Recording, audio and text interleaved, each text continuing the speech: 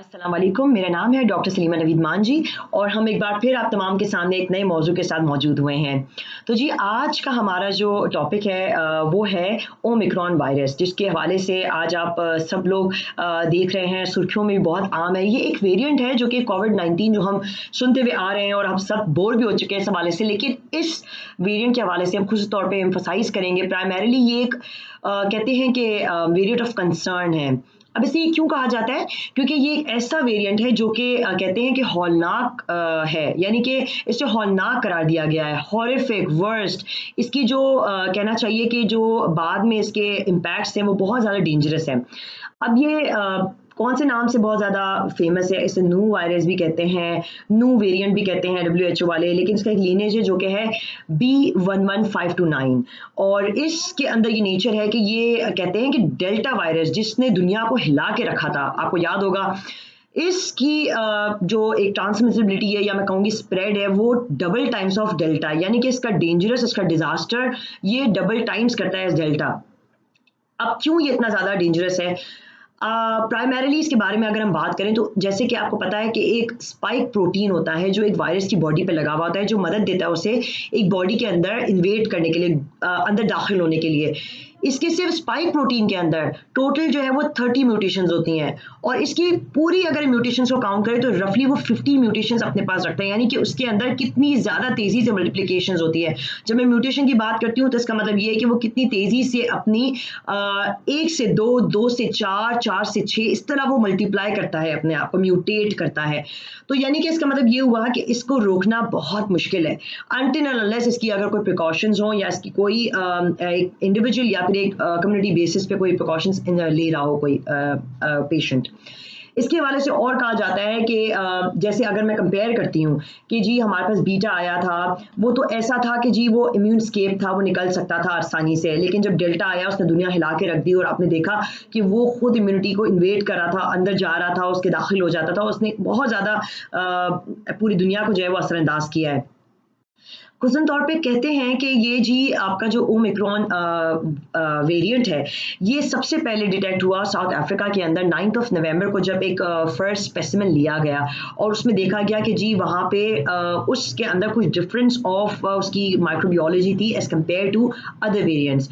उसके बाद कहते हैं कि जी आगे चल के 24 नवंबर को डब्ल्यूएचओ पे रिपोर्ट हुआ केसेस फ्रॉम दी बोत्सवाना, जो कि एक कंट्री है साउथ अफ्रीका का, उसके बाद बेल्जियम, इसराइल और फिर हांगकांग और अब यूरोप तक इसका स्प्रेड जा चुका है। तो जी कहते ये हैं कि जी ये साउथ अफ्रीका के अंदर अब पर्टिकुलरली बहुत सारे कंट्रीज ने जो है वो बहुत स्पीडली, मैं कहूँगी प्री मेच्योर भी अटेम्प्ट है, लेकिन अब उनके पास कोई ऑप्शन भी नहीं था कि जी उन्होंने बैंड्स लगा दिए ट्रैवल्स पे। हम उसके हवाले से भी बात करेंगे आहिस्ता आहिस्ता, लेकिन अब इस पे किस तरह से हम जो है वो केयर कर सकते हैं, किस तरह हम प्रिकॉशंस ले सकते हैं, इसके बारे में हम बात करेंगे। अभी करंट एक अपडेट है जो कि मैं चाहूँगी आप सबसे शेयर करूँ। गौतिंग एक प्रोविंस है साउथ अफ्रीका के अंदर, जिसके हवाले से कहते हैं कि अभी तक वहाँ पे सिर्फ 77 केसेस जो है डिटेक्ट हो चुके हैं, जो कंफर्म्ड है ऑफ ओमिक्रॉन। और फिर यूरोप के अंदर कह रहे हैं, अभी करंट अपडेट है कि यूरोप के अंदर भी एक दिन के अंदर वो कहते हैं कि 4000 जो है वो डेथ्स हो गई हैं। ये मैं आपको पूरी अपनी रिसर्च, अपनी जितनी भी न्यूज़ेज़ हैं और जो हमारे डिस्कशंस हुए हैं उसका एक पूरा मजमुआ जो है वो एक डिस्कशन का जो पार्ट है, कंक्लूजन, वो आपसे शेयर कर रही हूँ। 4 केसेस अब तक बोत्सवाना में जो है वो डिटेक्ट हो चुके हैं, 1 केस हांगकांग में, 1 बेल्जियम में। और अगर मैं एक बात करूँ आपसे कि सारी लिंक जो है वो साउथ अफ्रीका से हैं, इसका मतलब ये हुआ कि अगर जब हम इनकी स्टडीज पे बात करते हैं कि इनकी कितनी अब तक वैक्सीनेशन हुई हैं, तो सिर्फ 24% of the total population of south Africa is vaccinated, सिर्फ उनकी वैक्सीनेशन हुई हैं। तो ये हाई टाइम है, जब गवर्नमेंट ने इतना ज़्यादा एम्फसाइज किया कि अपने आप को वैक्सीनेट करें, तो उस टाइम पे ये ज़रूरी था कि बेशक इसके अगेंस्ट वैक्सीन येस और नो में कहूँगी प्रिकॉशन नहीं दे रही है पूरी तरह, लेकिन कुछ सिम्टम्स को वो अवॉइड करवाती है ताकि वो वहाँ तक पहुँचने में थोड़ा सा टाइम लगे या फिर उसको बचाव मिल जाए।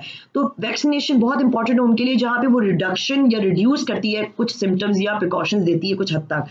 पूरी तरह डेफिनेटली ओमिक्रॉन के अगेंस्ट अब तक हमारे वैक्सीनेशन नहीं है, लेकिन कुछ सिम्टोमेटिक जो इसकी प्रिकॉशंस है वो बहुत ज़रूरी है और वो मिल रही थी उससे।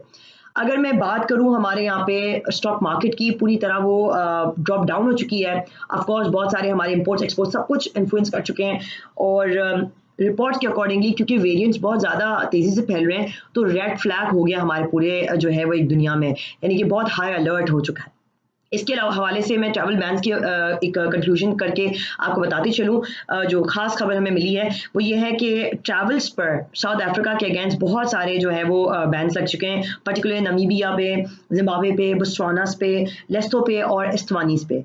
तो इसके बाद अगर मैं कंट्री वाइज बात करती हूँ, ऑस्ट्रेलिया के अंदर उन्होंने 14 डेज़ का बाकायदा फ़्लाइट्स का बैन कर दिया है और ऑस्ट्रेलिया तक पहुँचने के लिए कोई ट्रैवल अलाउड नहीं है। जापान ने, ये सब सैटरडे से जो है वो रूल स्टार्ट हुए हैं। सैटरडे से जो है ट्रैवल्स जो जापान जाना चाहते हैं वो क्वारंटीन करेंगे अपने 10 डेज़ के लिए और 4 टेस्टों से वो गुजरेंगे। अगर उनमें वो नेगेटिव हुए तो फिर वो आगे एंटर हो सकते हैं। इंडिया ने भी स्क्रीनिंग और बाकायदा टेस्टिंग की कर दी है खबर। पाकिस्तान के अंदर सुनने में आ रहा है कि बैन लग चुका है और ईरान ने भी टेस्टिंग और स्क्रीनिंग के हवाले से बात की है और ब्राज़ील ने कम्प्लीटली रिस्ट्रिक्ट कर दिया है। जहाँ तक अगर मैं बात करूँ कि जी यूएस, यूरोप और यूके के अंदर कम्प्लीटली अब तक बैंड है। सिर्फ उन सिटीजन या रेसिडेंट्स को एंटर होने की इजाज़त होगी with precautions, with the test जो वहाँ के ऑलरेडी हैं। तो अब तक के लिए ये खबरें जो हैं आप तक मैंने पहुँचा दी हैं और उम्मीद करती हूँ कि आपको इससे कुछ फ़ायदा भी हुआ होगा और आप अपने आसपास भी जो है वो खबर कर देंगे। साथ ही साथ अगर हमें इस हवाले से कुछ भी नॉलेज या इन्फॉर्मेशन मिलेगी तो ज़रूर हम आपसे शेयर करेंगे। तब तक के लिए अल्लाह हाफ़िज़।